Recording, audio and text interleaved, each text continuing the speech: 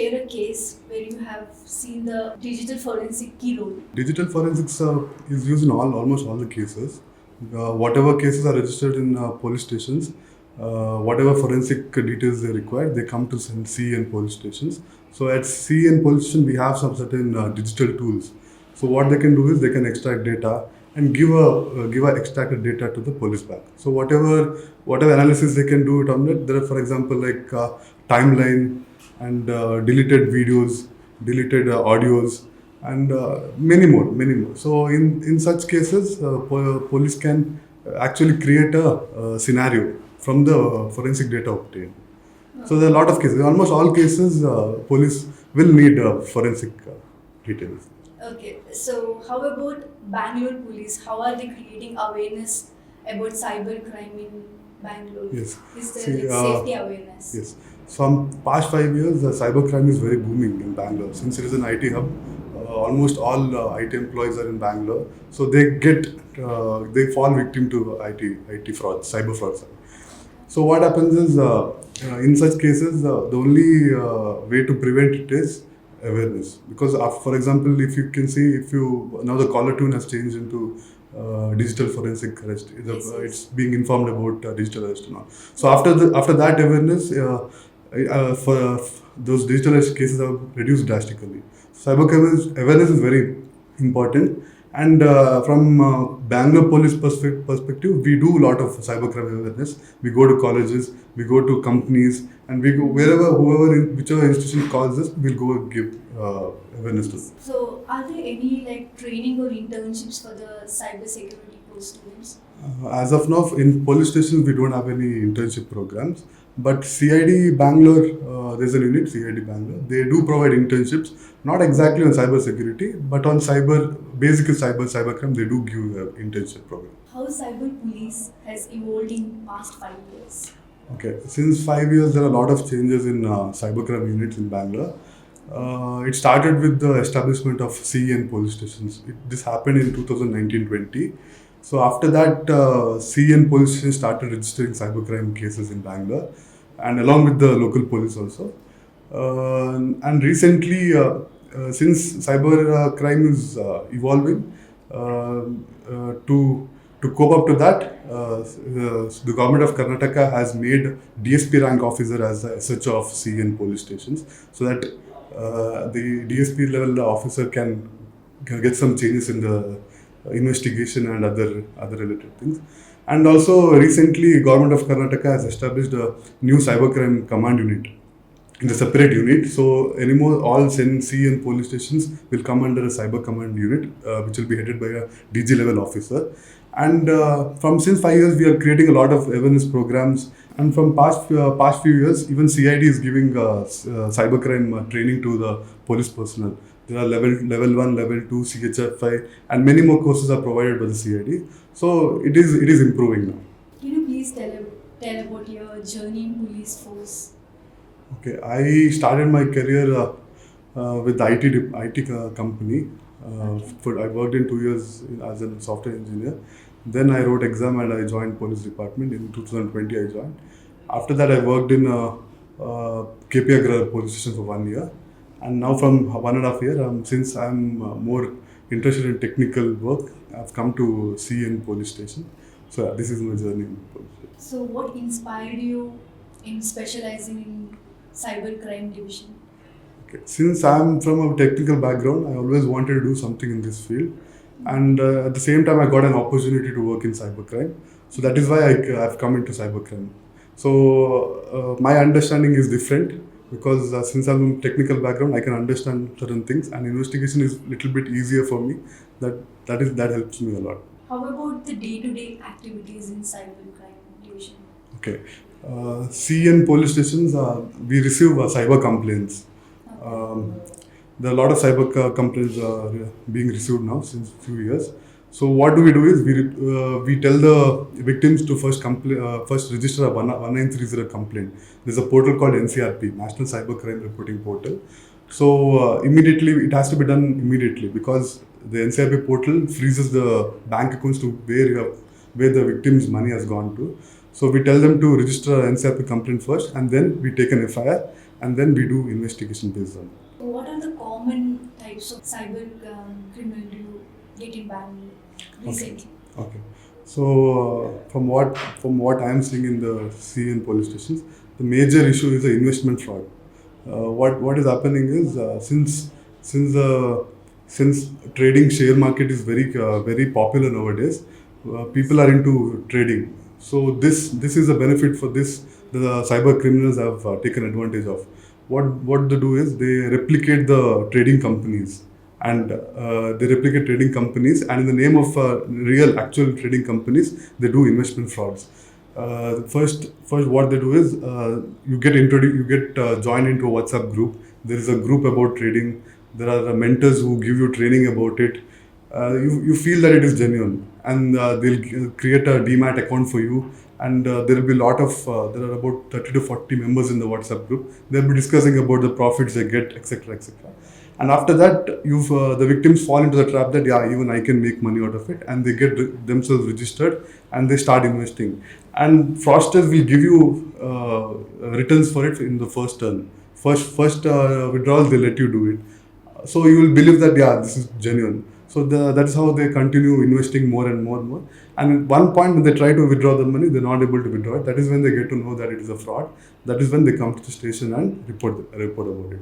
And one more digital cyber crime which is happening a lot is digital arrest. So what they do is they pose as CBI officers to Mumbai police, and they do a WhatsApp call to you, and they tell that there's a illegal parcel in the name, there's an Aadhaar card, there are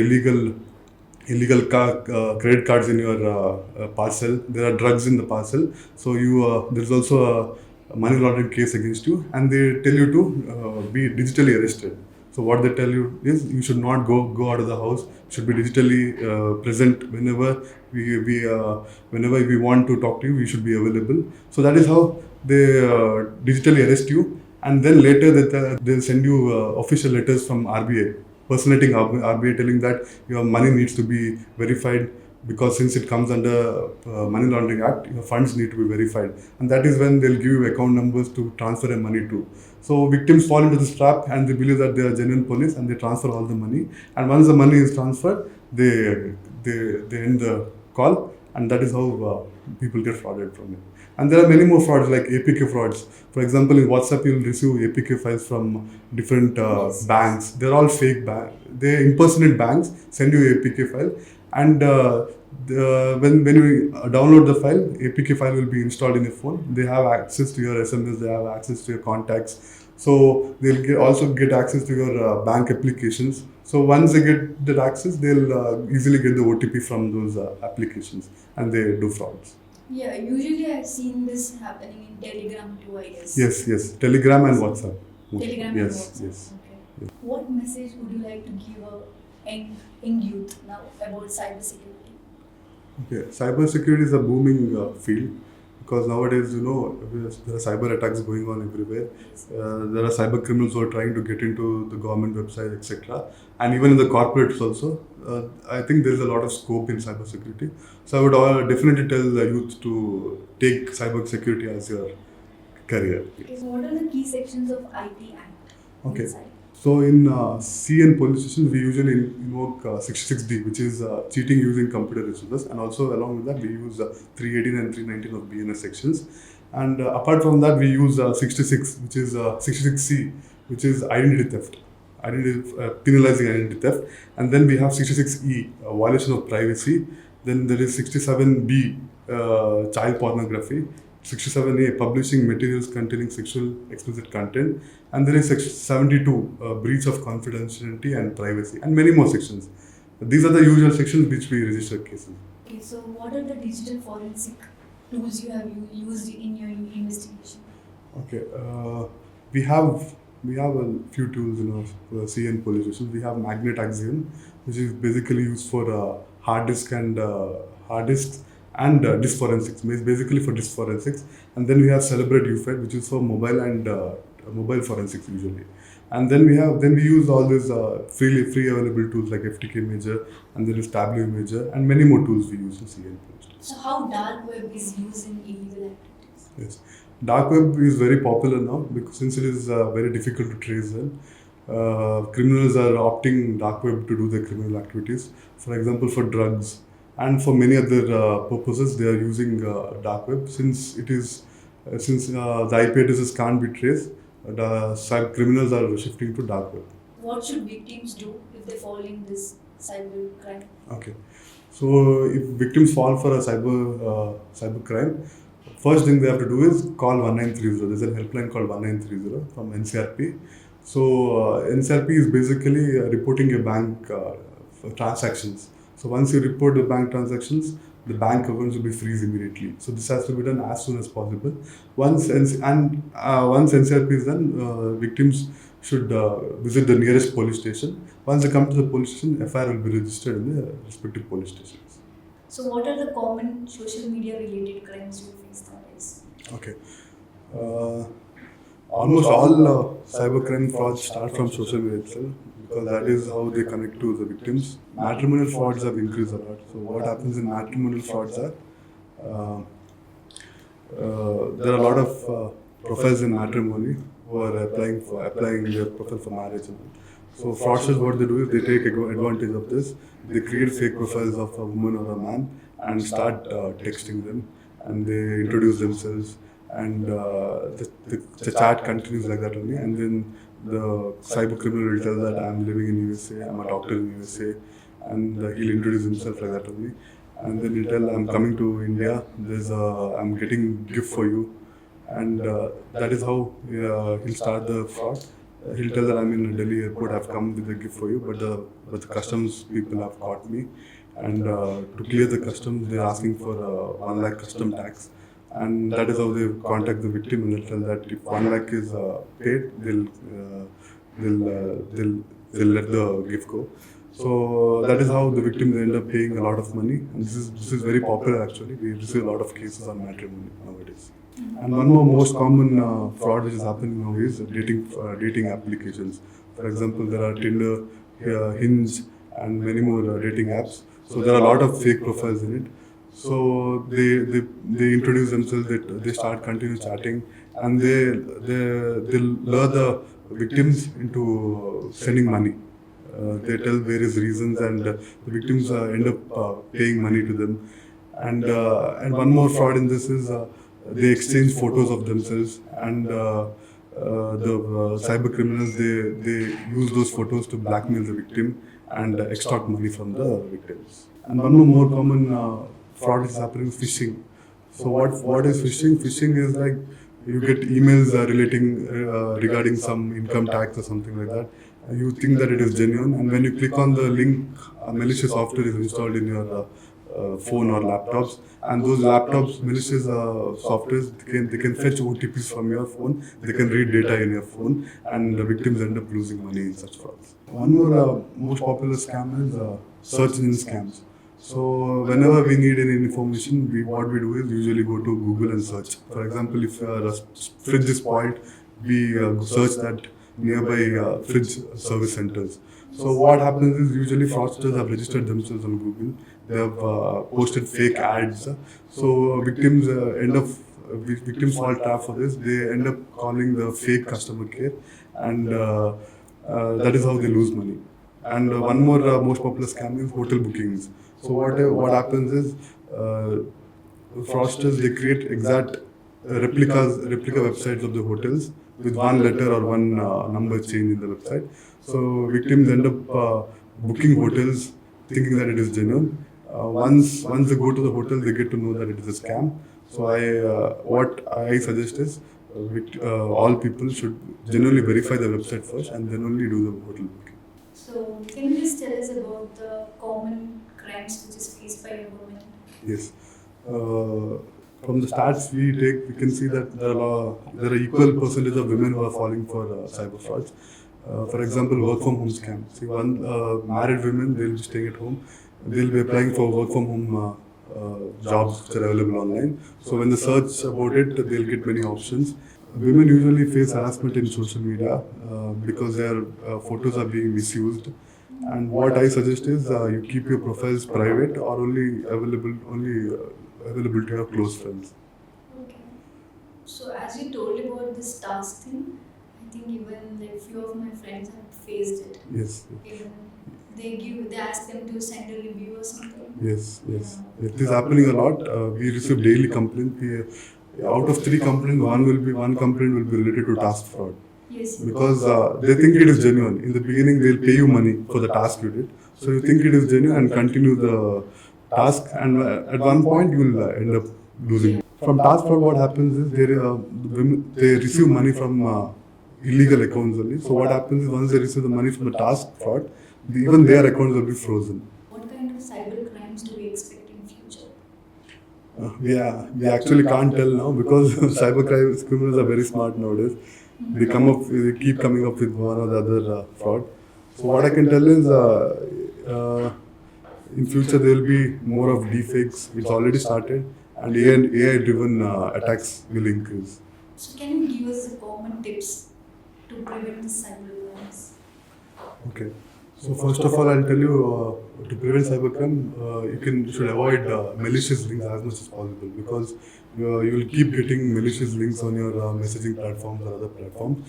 And other tips what I can tell is always keep your phone protected from. Keep updating your softwares regularly. Whatever regular patches they provide, you can keep updating your softwares. And then third is always keep your passwords very strong, because nowadays people are using very common password which is very easily guessable.